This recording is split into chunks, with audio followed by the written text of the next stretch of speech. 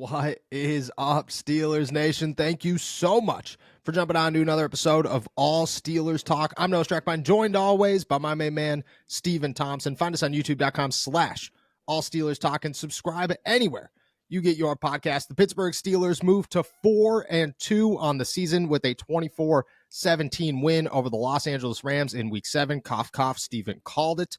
So did I, actually, if we're going to be honest about that one. We're going to dive into Kenny Pickett's possibly the best game of his career, another second-half comeback by the Pittsburgh Steelers. Our thoughts on Matt Canada and his adjustments in this game. Whether or not the Pittsburgh Steelers could use this as momentum to finally build something that we've all been waiting for, and then a defensive move that at this point just has to happen. There are no more excuses for the Pittsburgh Steelers. It is a freezing cold day here in the city of Pittsburgh. I don't know if you've gone outside yet, but it's brutal out there. It is not fun to go outside. Wouldn't recommend it. Either way, still beautiful because it's Victory Monday. How you feeling, my friend? I'm feeling good. I'm realizing that before the bye week, or during the bye week, predicted that the Steelers would win this game against the Rams and then win the next three. And then on our show on Friday, I predicted them to lose. So I'm covering all my. I'm playing both sides, so I always come out on top. So I actually feel pretty good, quite honestly. That was really smart by me, and I didn't even realize it. Yeah, you hedged it. It was nice. It was a good move. It was a good gambling move. If we had any money on this, it'd be good. But in the grand scheme of things, I have taken a 2-week lead over you in the season, and I don't think we were even trying to keep track. But since I've started winning, I'm definitely keeping track. There's 100% on that one, back to back here. The Pittsburgh Steelers did win. Meanwhile, Kenny Pickett, in my opinion, maybe the best game of his career, finishes the night 17-25, 230 yards, rushes for a touchdown, finishes it on a definitely a questionable quarterback sneak there at the end, but one that got the game done. Either way, a clutch throw to Allen Robinson on third down just before that. Let me read some pretty interesting, pretty big stat here for Kenny Pickett. He was 11 for 12 last night in the second half for 152 yards. Nearly perfect. You saw that. Deontay Johnson and George Pickens both involved in the game. George Pickens had his second 100-yard receiving day. Meanwhile, Deontay Johnson comes back with 79 yards through the air. I think he only played like 66% of the snaps or something, too, when he was still out there. Your thoughts on Kenny Pickett's performance in Week 7? You impressed? You trying hard to not look too far into this? What are your thoughts leaving Los Angeles? I was really impressed. I think you just look at Kenny's body of work from his entire career, and when you take into account the efficiency, this game situation, and then the competition, like this was a really good defense that Kenny and the offense was facing. And this was probably the best game of his career. It's the only time that he's thrown for more than 230 yards with no interceptions while completing more than 60% of his passes.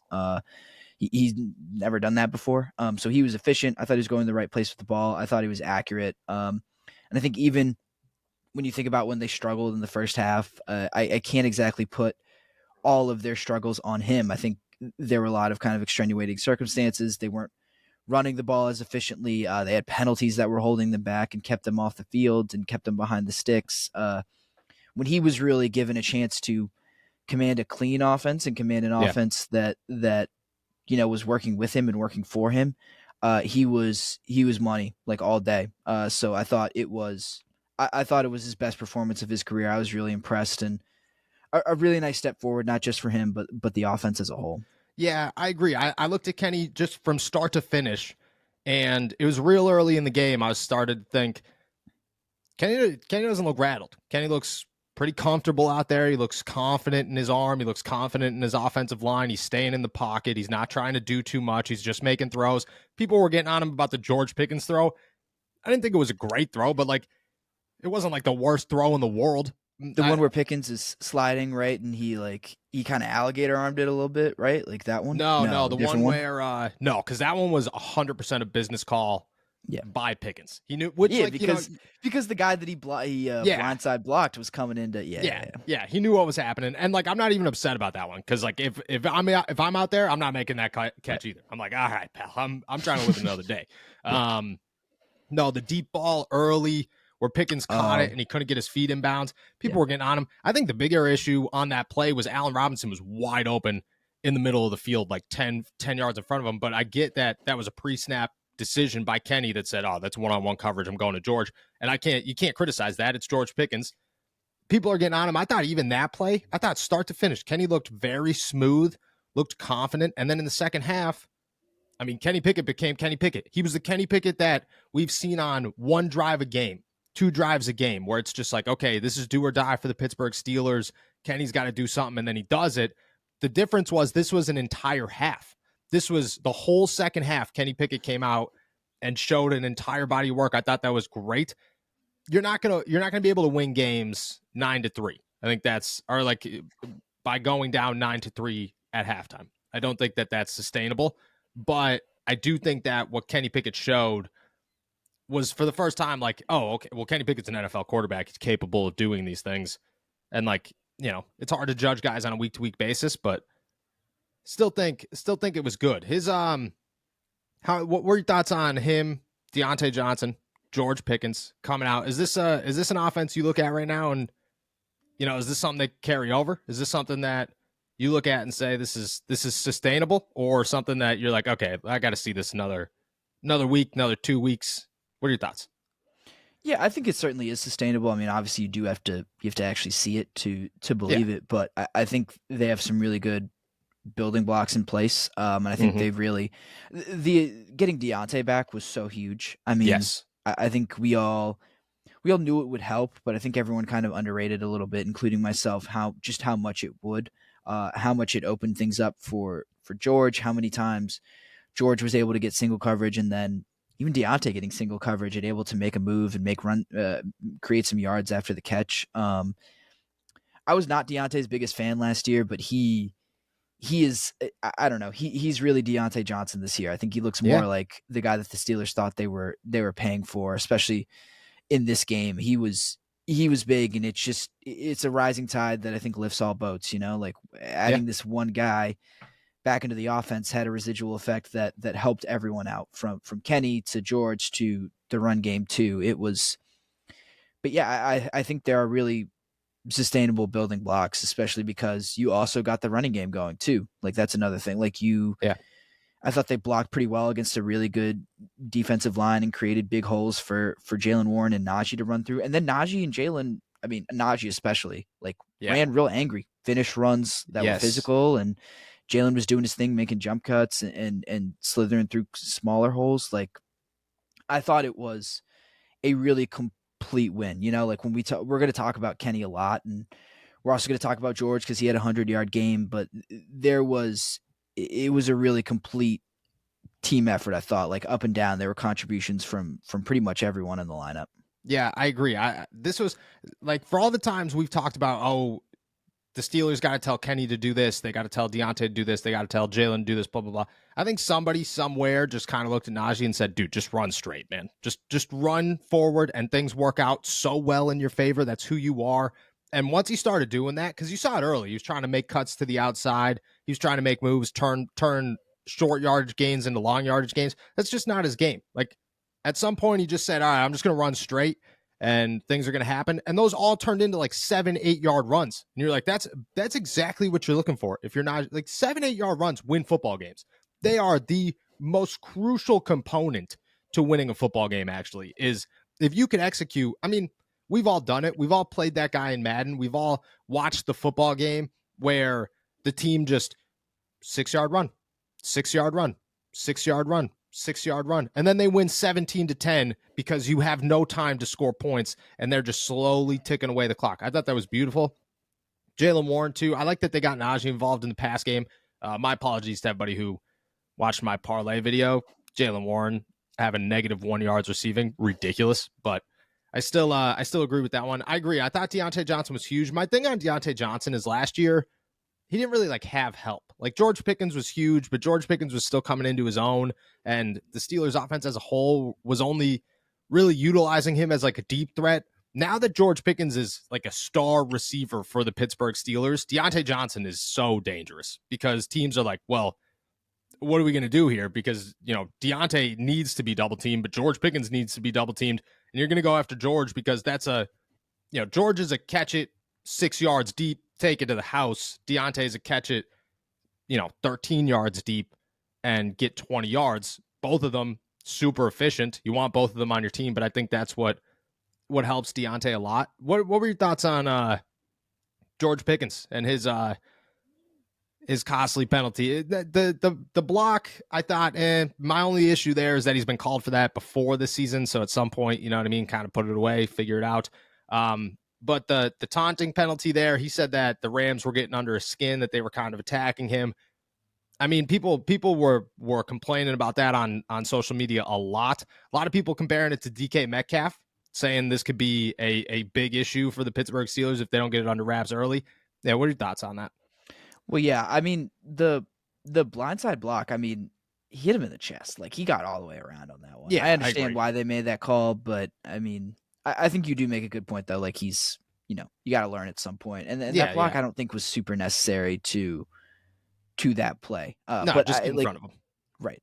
But yeah, like, I don't really see it as like a long-term issue. I mean, it's something that they got to talk to him about and make sure that he's not doing week to week, but I don't think George has really shown that that's a part of his game, that's not, or a part of his personality, that he's going to go out every week and have these emotional issues, going after guys on the field.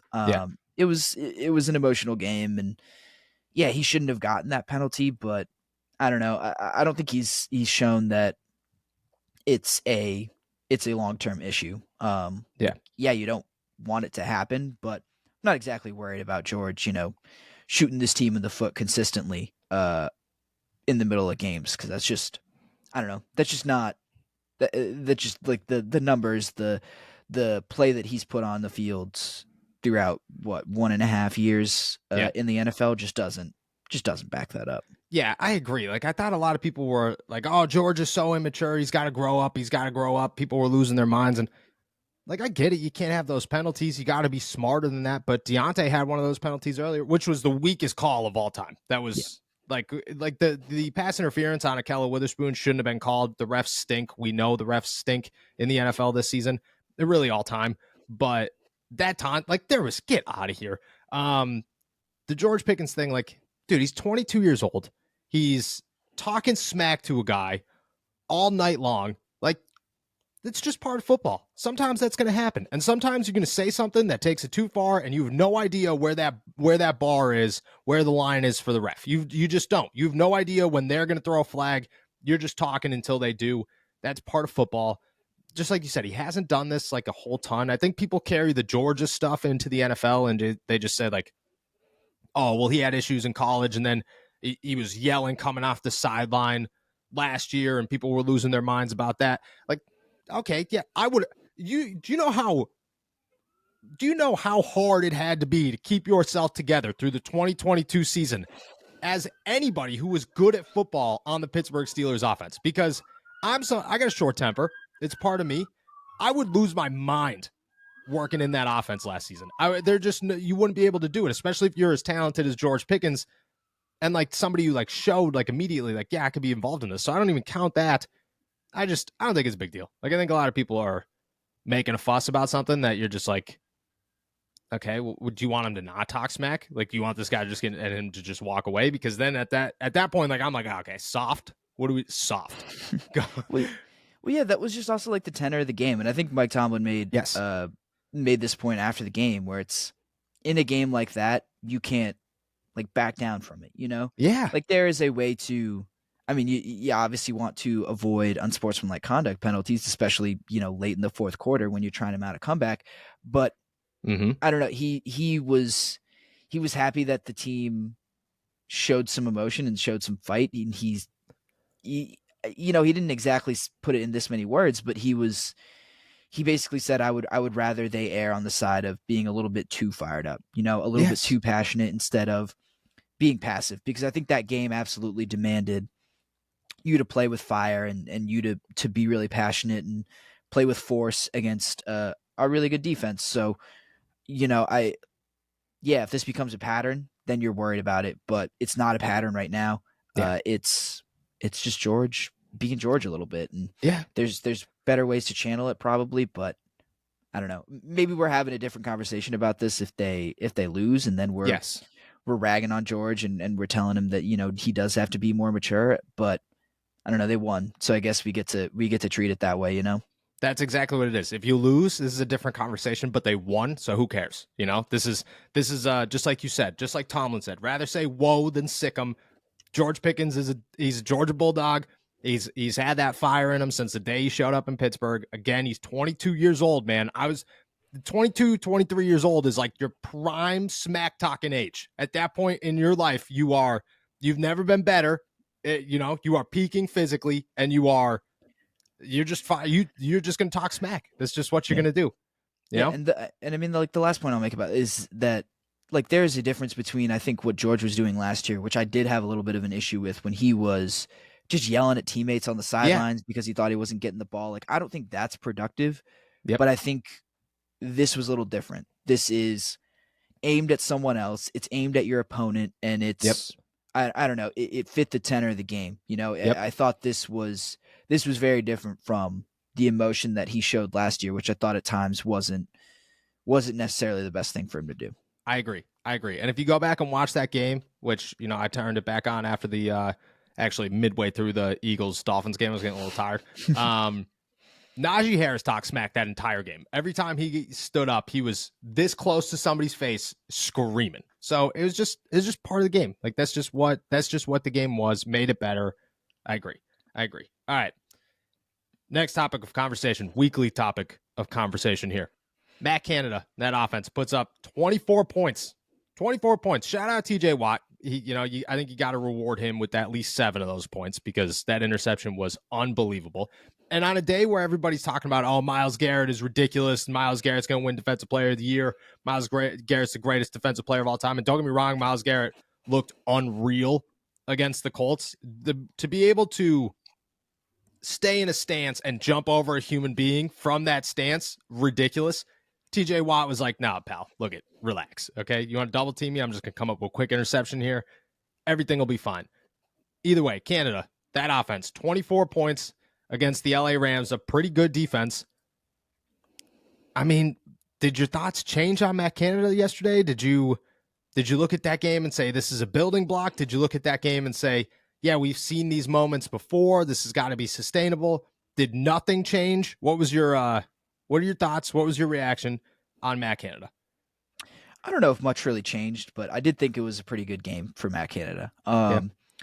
I thought during the first 2.5 quarters, whatever you want to say, however you want to draw that line, what held them back was not play calling. It wasn't even really, I guess you could call it execution, but there were a lot of penalties that kept them in 3rd and longs, like 3rd and 7s or longer.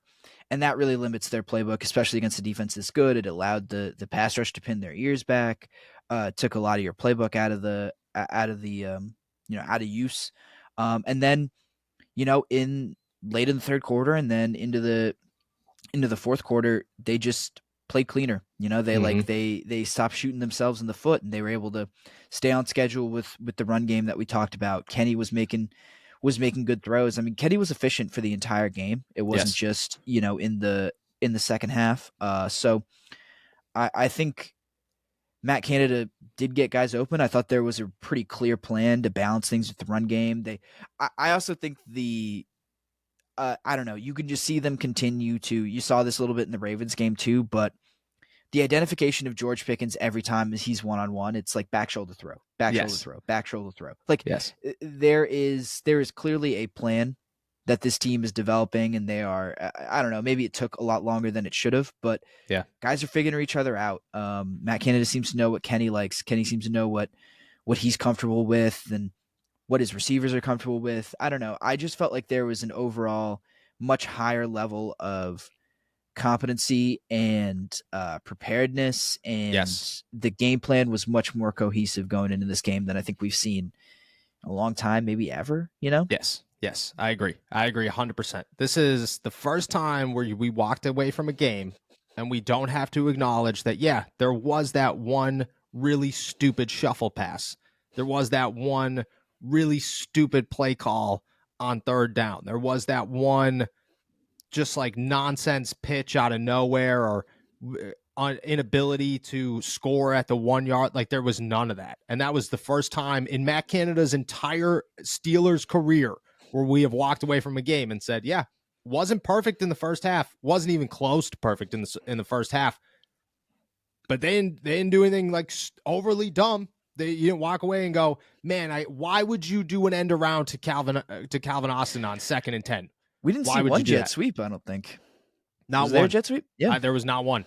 Not one jet sweep, not one nothing. This was a game that you looked at and said, wow, this is like, I don't even want to say it's a good offensive coordinator. It's just when you watch Matt Canada typically, every single week before this week, when you watch the Pittsburgh Steelers offense, you said, wow, that was a really stupid move by Matt Canada. Why are you doing this? This was the first game in his career where you just said, I didn't even acknowledge that there was an offensive coordinator here. Like you could watch this game and go, wow, that was just normal football. Who would have thought? My big thing is this. What it showed last night is that when you run competent offensive game plans and play calls, Kenny Pickett and company play well. They win you games. They score more than 20 points.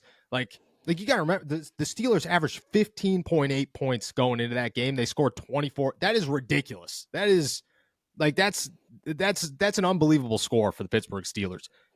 You don't shoot yourself in the foot, and these guys do this. Where my concern comes in, and where I think that I'm not ready to buy in on Matt Canada, I'm not even close, is this is one game. We've seen one game, and what it's shown me is Deontay Johnson's really good. George Pickens is a freaking superstar. Kenny Pickett is actually a competent quarterback who could get things done, and your running game is actually pretty good, along with your offensive line. Like, did you notice that Mason Cole wasn't running all over the field last night? You want to know who was? Isaac Seumalo and James Daniels and Dan Moore, and people who are athletically gifted enough to move on the offensive line. It was ridiculous how much everything changed. If it goes back next week to the point where you're like, okay, that was a really stupid option play, why are we doing this? I'm like, I think you look at the situation as 10 times what you looked at it before and just say, well, the offense is good when Matt Canada isn't ruining it. So don't let him ruin it. But if it continues, then, he clearly could get it done. I'm concerned that it's going to go back. Yeah, and I mean, this is going to be the story of this season until it ends. It's like, how long? Like, I don't think anyone doubts that the Steelers have talent, that they can win games against just about anyone in the league. I mean, there's probably only a handful of teams that they can't be competitive with, just given their talent level. But it's all about the week to week consistency, and it's whether you can stack these weeks and these good performances. So we're going to keep, I mean, even next week, if they have a good game, I feel like we're going to have this same conversation about, oh, well, can they do it again next week though? You know, and it's until you consistently do it, until you show that you can do it on a week in, week out basis, everyone's still going to have those questions about you. So yeah, good performance. But like you said, you gotta continue to stack them. You got to continue to stack them. I do think that it eliminated Mike Tomlin's excuse ever again, which I'm not Mike Tomlin, and I know for a fact that he will continue to use this excuse. But the next time Mike Tomlin says, oh, execution, our problem is execution, I want somebody to put this tape on and say, oh, we'll see what happens when you run competent offensive play calls. Execution happens. Who would have thought that your players are actually good? Not Mike Tomlin. And I don't mean to, it was a good game. You got to take your wins, but I feel like the excuses have to go out the door, because the Steelers showed you that you could do it the next time it happens, if it does. And if it doesn't, shout out Matt Canada, shout out the Steelers offense, and shout out Mike Tomlin for sticking with his guys, because sometimes it does work. What's up, guys? I have super exciting news to share with you. We have merchandise, from t-shirts, hats, sweatshirts, and hoodies, and plenty of designs, from Pickens to Pickett, Muth, Bleed Black and Gold, and of course, all of your All Steelers talk gear, all available at blackandgoldapparel.myspreadshop.com or on the store tab at our YouTube page. We cannot thank you guys enough. We would not be here without each and every one of you, and it feels awesome to be able to represent the AST brand and to spread that representation out to all of Steelers Nation. We know that You guys and us, we are one, and this has been one hell of a ride. Again, we cannot thank you guys enough. Check out everything at blackandgoldapparel.myspreadshop.com or on the YouTube page, or the store tab, on our YouTube page, to get all your AST gear and whatever t-shirts, sweatshirts, shorts, nutties, coffee mugs that you're thinking. Again, thank you guys. Let's flip over to the defensive side of the football. There is, obviously, you could talk about TJ Watt being an absolute menace. Guy's ridiculous. There's a bigger, more glaring issue. I don't even want to say an issue, just like a decision that has to be made. Last night, the Pittsburgh Steelers, they rocked with Levi Wallace and Patrick Peterson at cornerback. I anticipate that's going to continue from here on out. But I think it's clear as day at this point that the Pittsburgh Steelers' best option is Joey Porter Jr. Makes zero sense not to start Joey Porter Jr. And I like Levi Wallace. I think Levi Wallace is a good dude, and I think he's a competent cornerback. What I saw from him last night was a guy who was as lost can be out on that football field. Meanwhile, Joey Porter Jr. was, if you didn't ask him to tackle, he was a stud. You ask him to tackle, he's not that great at it. But if you just say, hey, go cover this guy, the Steelers' best option, far, far and beyond. We've asked this last week and the week before that and the week before that, but is it time to start Joey Porter Jr.? Yeah, I mean, Joey Porter Jr. would be Darrelle Revis if this was flag football. He would no one would even get past him. But yeah, I think, I don't know. I get concerned less with whether he's a starter or not, and I'm more concerned with how many snaps he's playing. Like, if he's playing 60 or 70% of the snaps, like I could really care less if he's the first guy out there. I feel like the Steelers are going to be a little old-fashioned in that they will respect Patrick Peterson and Levi Wallace enough to let them kind of hold on to those starting jobs. But when the game matters, it's been the past 2 weeks when the game has really mattered, when the snaps have been the most important, they've gone to Joey Porter Jr. And I think that's been the right move. I think you can live with some of the tackling issues or the development of his tackling at this level if he can continue to cover the way he has. Yes, I agree. Joey still seems to kind of get away, though, with some of the stuff people were afraid of in college. Like, he's still pretty handsy. He hasn't really – I don't think he's gotten flagged for No, but DPI. he should have, dude, because that one – that was a straight pass interference. Like, he almost – that was the best tackle he had all night long was on that play. But you didn't get flagged, so who cares? Yeah, I mean, if my bad. No. I mean, just if you can get away with it, like, I mean, the results speak for itself. If they're not going to call you for it, then keep doing it, man. Like, I don't care. Yeah, just keep talking. Just I got the snap counts here. So Patrick Peterson played 99% of the team's defensive snaps, which I think that's a skewed number just because he bounces inside. So, like, he almost doesn't come off the field just because Chandon Sullivan does come off the field. Joey Porter Jr., 78% of the team's defensive snaps last night. Levi Wallace, 72% of the team's defensive snaps. So the turn might be coming. What's your number? Like, what do you not? The Rams are a hard team to talk about because, like, a hard example to use because they run 3 wide receiver sets almost exclusively. What's like a typical offense where you only have to have 2 corners out there and maybe a slot? What's your number that you're looking for Joey Porter Jr.?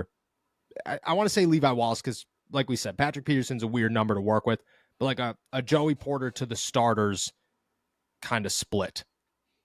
I think it's got to be like at least it's got to be around that 70% number again next week, and then kind of keep moving forward. It's got to like bump up to 80 maybe the next week, and like keep or maybe go 70 to 75 to 80 to 85, and then like eventually to that point where he's playing like 90% of the snaps. Because I think you make a good point also about how Patrick Peterson's going to move around a little bit. Like, you can keep all 3 of these guys on the field. Like, I also have not been super impressed with Chandon Sullivan. So no, gosh, I mean, the idea that he should continue to see playing time, no thanks. I haven't been super impressed with Patrick Peterson either, but I think your best option is him over Sullivan in the slots. So you can find some wiggle room for Peterson to stay on the field, and then Porter to continue to get more and more reps. And then, I mean, I hear you about Levi Wallace. There has been no point really during the season where I've been super impressed with him. Maybe that Raiders game where he came up with with 2 picks, but like even then, I don't know. I wasn't. He did not have. I did not think Yeah. he had a very good game, like play to play, like actually covering people. But No. so I don't really know. I don't know if you can completely move on from Levi, but I'd still feel more comfortable. I feel like with Joey Porter out there on a snap to snap basis than Levi Wallace right now. So Yeah, I agree. It's not about the like Levi comes up with splash, but it was like last year. Like Levi had was it 4, 5 interceptions, something like that yeah, last like I season. thought more, quite honestly, but Yeah, yeah, but like Levi didn't play great last season. He got blown up a bunch of times. But that's the thing is like Levi is a capable NFL cornerback, but he's not going to start on most teams. And even if he does start for Pittsburgh, like that's cool as long as Joey Porter's out there. You know what I mean? Like stop putting a guy's best receiver and saying, "All right, Levi Wallace, man, he's got it." No, you have Joey Porter Jr. for a reason. He's the future. I am excited to see where Darius Rush goes in the next couple of weeks. I don't know if he'll get involved. I caught him working with Patrick Peterson Friday, and I was talking to him about it, and he was like, "Oh yeah, dude. The second I walked in this building and realized Pat P was here, I'm going over to Pat P, and we're gonna figure out this defense." So hopefully that becomes a thing at some point. But yeah, dude, Joey Porter Jr. has got to be out there. There's no questions about it anymore. The dude's it's not like a small sample size.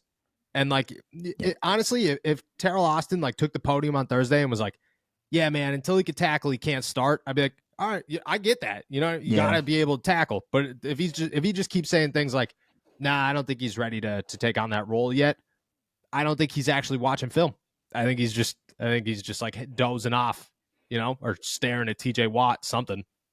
Because Joey Porter is by far their best corner, and I think everybody acknowledges it at this point. I think Patrick Peterson even knows it at this point, and he's like kind of open to moving inside because he made it known to a lot of us in the locker room that like he kind of expected to move around a little bit more and maybe like is super open to moving around a little bit more. And I think it's Joey Porter Jr. time. I think that's clear as day. All right, let's wrap this show up with our weekly Monday question here. Pittsburgh Steelers 4-2, which is, I mean, if you told me after week 1 the Pittsburgh Steelers were going to end up 4-2, I'd be like, you're nuts. Okay, 4-2, 2-0 in the AFC North. They got the Jacksonville Jaguars coming up, and then the Tennessee Titans on Thursday Night Football. Where do you stand with the Pittsburgh Steelers? What are your thoughts on where these guys are, and what are your thoughts on where these guys can go? Well, I still feel like I need to see more. I feel like I still need to see what we talked about a little bit earlier in that week-to-week consistency. Like, yep, you know, we know this team can compete with the best of them. We know that they are, at their best, a borderline elite team, if not, a lock for the playoffs. But sometimes they lay eggs, and I don't know, especially going into this week. So I made my bold prediction before, during the bye week that they would win their 4 games coming out of the bye week. Yep. This next one is this is the biggest hurdle to cross. Yeah. And I think if they come out of this week with a win, I don't really care how they do it, quite honestly, because I think the Jaguars are a pretty good team. But if you come out of this week with a win, I think I'm all the way back in on them as certainly a playoff team, if not, a team that can make a little bit of a run there. But like I said, we got to see it. You got to see the week-to-week consistency. You got to see them take this win, which I thought was a good win in LA, a really good win in LA, and turn that into momentum and turn that into something that you can to actually build on it, like not just say, "Oh, this is something we can build on," but to actually do the building. Yep. I agree. I think my thoughts are just like you said, like if you get through Jacksonville, just look at what's ahead. Tennessee, who right now doesn't even know if they're going to have a quarterback because Ryan Tannehill's got injury issues. You might run into Malik Willis. That's not going to be great for Tennessee. You could get past Tennessee. Green Bay doesn't totally scare me right now. Should scare a team like the Steelers. Like the Steelers, you typically play down to their opponent. That could be worrisome. Cleveland's a disaster. I get it that they won. Cleveland's a disaster. Deshaun Watson doesn't even want to play football for them anymore. I mean, that is as alarming as it gets to get to be totally clear, to say, "Hey, look, we're good to go." And like, I'm all about player safety, whatever. But if he didn't rule himself out of a football game 90 minutes before kickoff 2 weeks earlier, I would have looked at that situation and said, okay, like, I get it. You want to be safe, but it just kind of feels like Deshaun's done. He got his guaranteed money. He doesn't want to do this anymore. Cleveland doesn't scare me. Cincy, a little worrisome. Arizona, not at all. New England, I get they had a good week, but not at all as well. You could get to a point where, you could get to a point where I'm with you. You could get to a point if you're the Pittsburgh Steelers where you are in such a really good spot come like the last quarter of the season where like you could almost already lock yourself into a playoff team where you could just say like the AFC race isn't really that big right now, isn't really that deep. We should be able to lock in one of these three spots. I think right now I feel like the Pittsburgh Steelers are a playoff team. They're in a really good spot. The momentum's shifting. I want to see what happens next week. Just like you said, that's a big one for me. Just like you said, if they could beat Jacksonville, if they could show us what they did in LA in Jacksonville, I'll sit here and say this is a team that could do something. I don't know how far they can go, but I'm not giving up on them just yet. That's kind of where I stand. I want one more really solid performance after this performance. Stack them. 3-game winning streak against 3 good teams. Feel good about it. And if your offense improves each week, I mean, they could go places. I agree. Could be a good time, good second half for the Pittsburgh Steelers. With that one, we're heading out of here. Thank you guys so much for jumping on to another episode of All Steelers Talk with us. Find us on YouTube or subscribe to us on YouTube, at youtube.com/All Steelers Talk, and find us anywhere you get your podcast. Check out all of our work at allsteelers.com, especially on this beautiful Victory Monday. And find all of our pick coverage at InsideThePanthers.com. Enjoy a very lovely but freezing cold day here in the Berg, but enjoy your Victory Monday. Peace.